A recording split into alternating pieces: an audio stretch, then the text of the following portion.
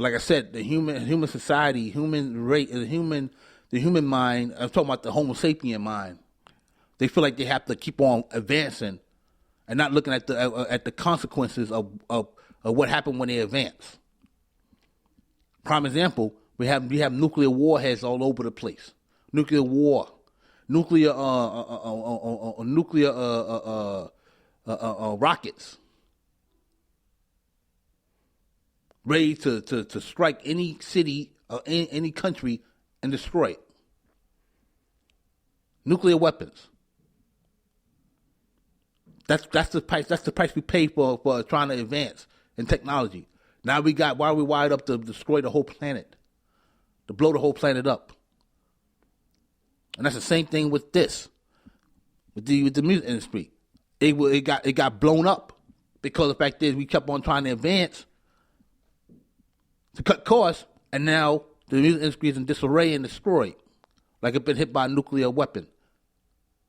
Now they're trying to recover and trying to get back to the basics. They should have left it alone like it was back in the 80s. I understand they try to go with the CD format, and I think they should have stayed with that too.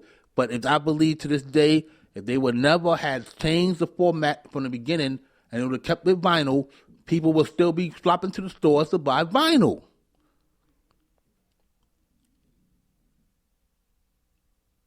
And I believe the music industry will still be healthy. Because first of all, what vinyl does is that artists have no choice but to put the best songs on the vinyl, on the album. Because vinyl only holds on each side about 17 minutes. And when it was like that, the best music came out on them albums.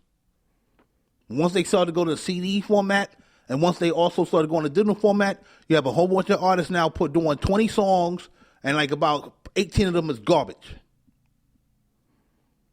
on an album. That's another reason why the industry went down. That's another reason why people started, when digital formats started coming along, why they started just picking a song and started buying just the song. I understand they got things like pre-orders, where you can pre-order an album, but you cannot digitally download any songs separately into the release date. I understand they got that. That helped a little bit on the digital side, because if people really wanted that album and they preview the songs and they hear all them good songs on there, that they'll buy the whole album instead of buying just the singles. But still, I believe that vinyl was still the best. And I know I sound like an old school fart. I sound like an old man, but I'm just telling the truth. Because when vinyl was around, that's when, in my opinion, when the music industry was at the healthiest. Because you only had, on each vinyl album, you only had like at least 8 or 9 songs on there. Most of them, up to 8 to 12 songs on there, and every last one of them was great.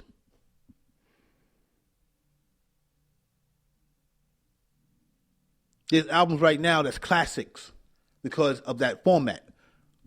Thriller is one classic album. It's one of the best-selling albums of all time.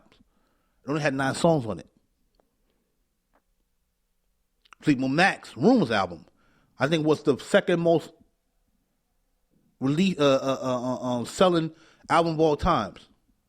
It only had like 11 songs on it. And some of them were short, but it was still good. My favorite group of all time, Earth, Wind & Fire. They had 2 albums, in my opinion, that was one of the greatest of all times. One was called That's the Way of the World, which made the Rolling Stones list of 500 greatest albums of all times. And the other one was All in All, which each and every song was great. And in both cases, they only had 8 songs on each album.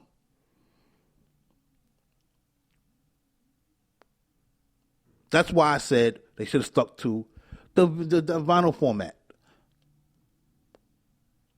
And if they didn't want to stick to that, they just stuck to the CD format, or they should have just made sure they put enough CDs in the store so people can go buy, instead of trying to fool the public and making it seem like CD sales are down. And that's the reason why they ain't got no CDs in there. No, y'all didn't put no CDs in the stores. That's what it came down to.